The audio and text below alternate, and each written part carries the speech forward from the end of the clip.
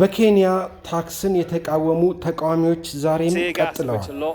የፓርላማውን አጥር ጥሰው በመግባት እነሆ የሚያደርጉትን እንመልከት። ከአልጀዚራ ያገኘነው መረጃ ነው።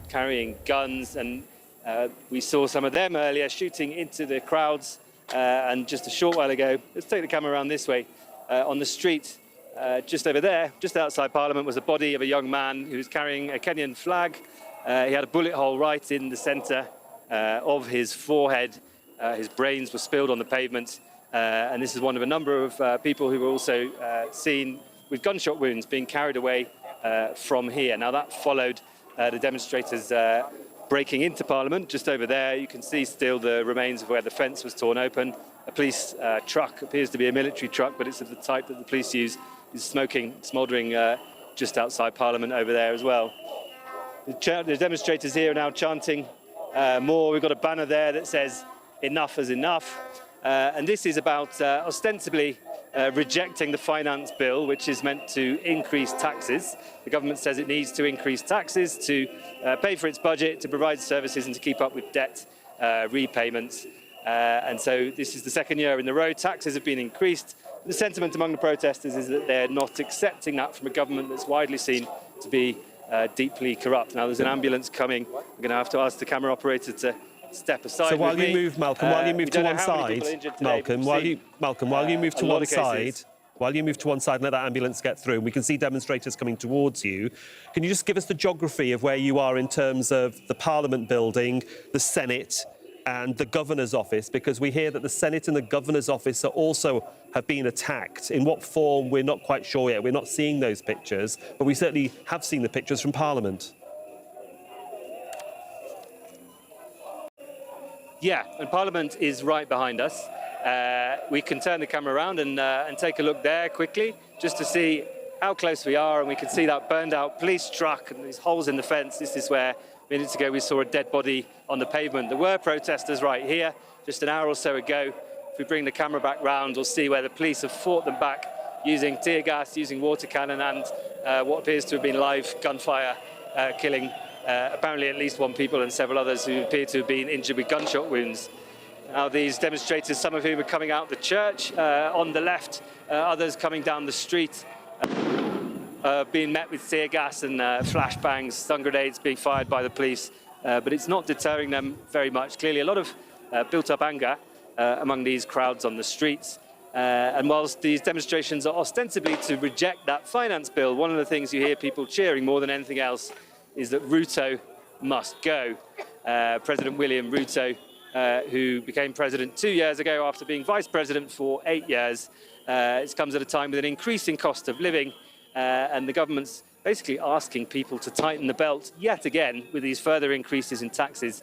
But it's a government that the demonstrators feel is deeply entrenched in corruption and patronage, and they feel it simply doesn't have the authority to collect more money from people when they don't trust this government to deliver services and not steal the money. And of course, when the bill was proposed, Malcolm, it was proposed several weeks ago, but you might say momentum to protest against it has really ramped up a notch over the last 7 days, when the youth element of Kenyan society just basically said, we've had enough and we're going to have 7 days of rage. We're 7 days into these protests as such, and they've built up momentum. Just give us an idea of that momentum, but also can you give us an idea of how security is built up in the capital to counter the protests as well?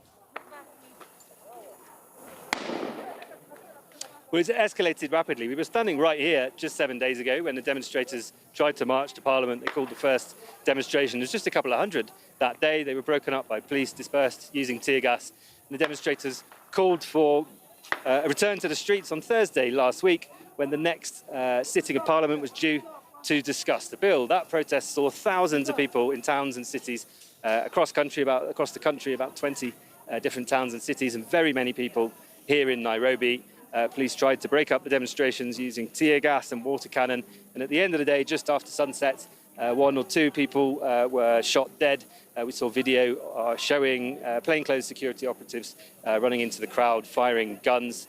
and what appears to have been an attempt to activities, including people across the country, to begin the process of recalling their MPs. The Constitution has a provision for recalling MPs who've been elected. It requires gathering about 30% of the signatures of the voters in any one constituency. Now, the instructions to do this have been translated into several of Kenya's different languages and distributed online to different parts of the country. It's a kind of mobilization that's not been seen in Kenya before, or certainly not for years. On Sunday, protesters went to churches, which are often frequented by politicians. President William Ruto attended a church.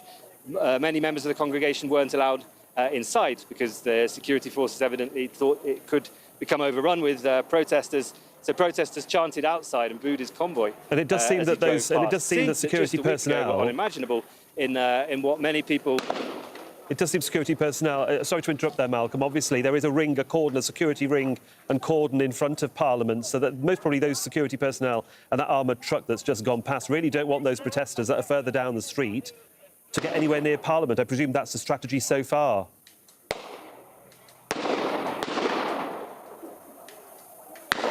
As we hear more gunfire. They're trying to keep them back. It seems. We can just see someone firing what appears to be a shotgun, firing it towards these young people.